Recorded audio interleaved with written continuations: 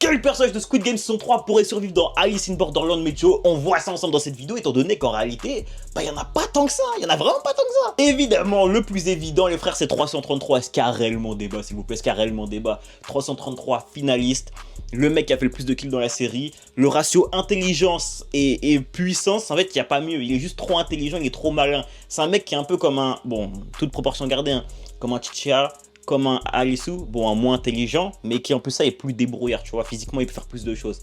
Les frères, c'est un mec qui pourrait normal survivre à Borderlands, normal, il a trop le vice en fait, il a le vice qu'il faut. J'enchaîne avec le joueur 120, les frères, la personne transgenre. Pour moi, il n'y a pas tellement de débat, le personnage survivrait normal. Déjà, en termes de compétences, genre physique, ce que le personnage propose, c'est trop grave. C'est un militaire pour rappel à la base, donc forcément, en termes d'entraînement, c'est trop boosté. En plus de ça, le personnage, il est quand même assez intelligent.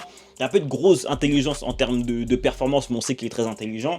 Et même globalement, je trouve qu'il rentre bien dans le thème d'Alice in Borderland. Personnage trans, tout ça, c'est un peu dans le thème d'Alice in Borderland, donc pour moi, il survit normal le personnage. Pour le dernier personnage, j'avoue que j'ai beaucoup hésité, je savais pas trop qui mettre en fait. Pour moi, il n'y en avait pas un troisième qui se dégageait forcément.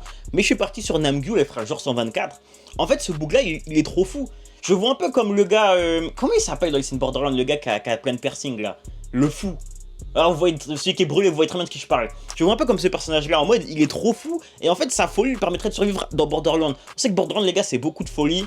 Faut être prêt à faire des dingueries et lui il est prêt à le faire. Plus ça il a du vice, il est assez intelligent, il se débrouille bien même physiquement. Je pense que c'est un gars qui survivrait. Peut-être pas qu'il gagnerait Borderlands mais il survivrait en tout cas. Genre il est vraiment dans le thème. C'est un mec qui il serait prêt à faire des grosses dingueries. Il est vraiment dans le thème de Borderlands.